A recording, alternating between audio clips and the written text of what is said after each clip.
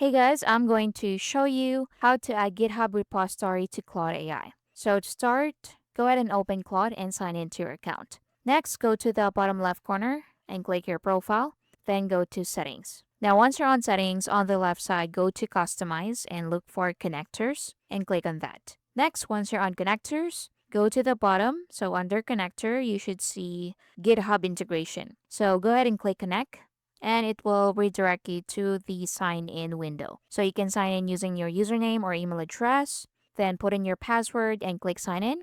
Or you can also continue with your Google or Apple account. So let's click continue with Google and use our email. Then click authorize to allow it. Hey guys, quick one before we continue. My team and I publish step-by-step tutorials on useful software, apps, and tools to help you get things done every single day. And so if you're finding these videos useful, I'd really appreciate if you hit that subscribe button and give this video a like. And of course, so that you'll never miss out when we release more tutorials just like this one. Now, let's continue. So it's now connecting to GitHub.